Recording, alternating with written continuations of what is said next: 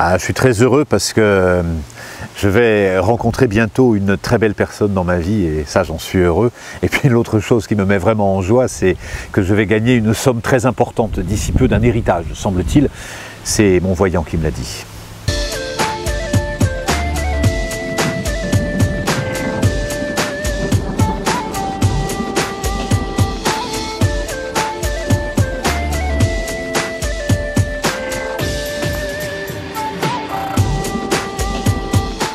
Bonjour et bienvenue pour ces Chroniques du Moulin. J'ai plaisir à vous accompagner chaque semaine pour la troisième année, troisième saison. Et aujourd'hui, j'évoque avec vous ce thème de la voyance. Alors, avez-vous vous-même déjà consulté un voyant ? Est-ce que vous consultez souvent un voyant? Et dans quelles circonstances êtes-vous amené à consulter un voyant? Et pour attendre quels résultats?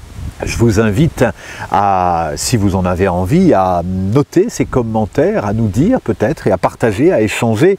Je dis ça et en même temps beaucoup plus de gens vont consulter les voyants que ceux qui vont le reconnaître. C'est souvent quelque chose d'un peu secret, d'un peu intime. On n'aime pas trop dire qu'on consulte un voyant comme si c'était une façon de croire à l'invisible et de croire dans des sciences. Là encore, ici, on va évoquer un thème sans vouloir faire de généralité, puisque un voyant, c'est tellement large, il y a tellement de voyants, de médiums réellement connectés, réellement honnêtes, réellement intègres, comme il y a des voyants qui sont malhonnêtes et peu inspirés.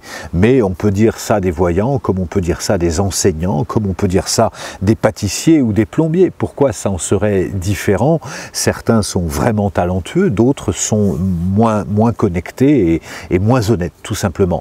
La particularité de la voyance, c'est qu'on va rentrer dans une dimension un peu invisible et la posture, c'est surtout ça que je voulais évoquer avec vous aujourd'hui, c'est quelle est notre posture au moment où on va consulter un voyant. Pour les chamans, le monde extérieur est une fractale, une projection de notre monde intérieur et il n'y a rien qu'on puisse apprendre profondément que nous ne sachions déjà. C'est la base de l'enseignement, tout est en nous, et comme pour les chamans et dans toutes ces traditions chamaniques, le passé et le futur n'existent pas, seul existe le présent et la loi de causalité. La loi de causalité, c'est chaque cause produit un effet et chaque effet produit une cause. Aussi, si j'arrose si je m'occupe de mon jardin quotidiennement, à un moment donné, au printemps, à l'été, je vais avoir des belles fleurs, des beaux fruits, et si je donne un coup de pied au chien, il y a un moment donné, le chien il va me mordre, c'est le karma, c'est l'enchaînement des causes et des effets. Et quand on nourrit une forme de sensibilité, de perception, on va pouvoir effectivement capter dans le présent ce qu'on pourrait appeler le futur qui est déjà intégré. Et quand je dis ça, bien évidemment, il existe autant de voyants qu'il existe d'espèces d'arbres tellement différentes. Certains sont très intuitifs, certains fonctionnent par flash, d'autres sont très logiques, d'autres ont hérité d'un don héréditaire, d'autres ont travaillé leur sensibilité, leur médiumnité. De mon côté, je n'ai rien du tout contre le fait d'aller consulter un voyant. Je suis en revanche attentif à savoir quelle est notre posture quand on va consulter et surtout à qui on confie notre pouvoir. On peut, si on regarde l'astrologie par exemple, qui a été pratiquée par les plus grands physiciens, par Galilée, par Newton, par Einstein, qui étaient à la fois de grands scientifiques et de grands férus d'astrologie, qui s'intéressaient à une dimension peut-être invisible, puisque l'astrologie faisait partie des sciences, comme aujourd'hui la lecture des tarots est tellement riche en symboles que ça en devient une véritable science, et comme la perception intuitive, la clairaudience, la clairvoyance ou le clairodorat sont des qualités que certains ont réellement travaillées et qui nous permet d'avoir une forme d'expertise que certains vont avoir, mais comme peut avoir un expert comptable qui va tellement avoir plongé dans les chiffres qu'il va pouvoir nous être d'un bon conseil. Donc pour moi, il y a autant de naturel à pouvoir aller consulter un médium ou un voyant ou un Chanel qu'aller consulter un expert comptable ou un architecte ou qui va pouvoir nous partager son expertise.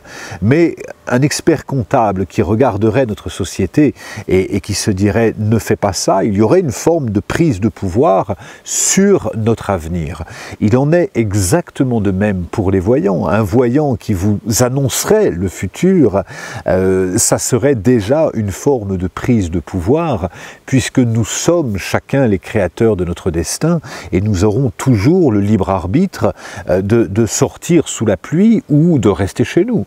Peut-être ce que peut faire un médium ou un voyant, ça va être de nous annoncer quelque part la météo, de nous aider à comprendre nos cycles. Nous fonctionnons tous par cycle. Il y a des moments où on est très intuitif, il y a des moments où on est très connecté, il y a des moments où on ne l'est pas du tout, il y a des moments où on vit beaucoup de conflits intérieurs, il y a beaucoup de luttes internes et ce sont des moments propices au choc intérieure et donc aux disputes extérieures, aux conflits, aux séparations.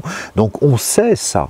Et quand on connaît un petit peu la météo, peu importe le support, que le médium, que le voyant qu'on aille consulter utilise des cartes, utilise les tarots de Marseille, utilise des oracles, utilise les étoiles, la lecture du ciel, ou utilise ses propres flashs, fonctionne simplement intuitivement, il va nous changer de perspective.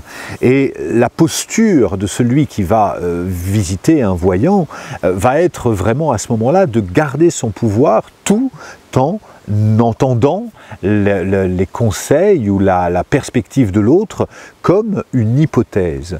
Et dès lors que nous gardons cette posture, alors nous restons le capitaine de notre navire et l'acteur de notre vie. J'ai eu la chance dans ma vie, dans mon existence, de rencontrer beaucoup de médiums de grande qualité, de beaucoup de voyants, d'une très grande ouverture.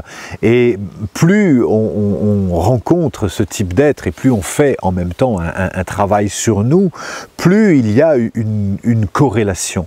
C'est-à-dire que plus vous allez aller voir par exemple un médium ou un voyant pour savoir est-ce que je vais enfin rencontrer l'homme de ma vie ou la femme de ma vie sans plonger dans les propres obstacles qui nous empêchent de faire une rencontre amoureuse, c'est confier son pouvoir à un autre.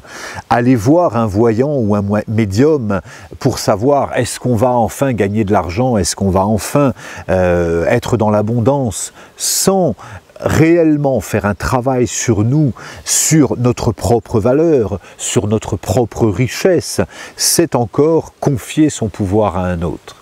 Donc vous voyez, sur ce thème comme sur d'autres, j'aime vous encourager à ne pas être dans la dualité, c'est bien, c'est mal, il faut y aller, il ne faut pas y aller, mais toujours réaliser que le monde extérieur est une fractale du monde intérieur, et si nous faisons un vrai travail sur nous et sur nos blocages, si vous allez peut-être consulter un médium ou un voyant, c'est peut-être que vous avez des chagrins de cœur, que vous aimez savoir quand est-ce que ça va se terminer, que vous aimeriez comprendre pourquoi vous n'êtes pas dans l'abondance, pourquoi vous vivez un problème de santé.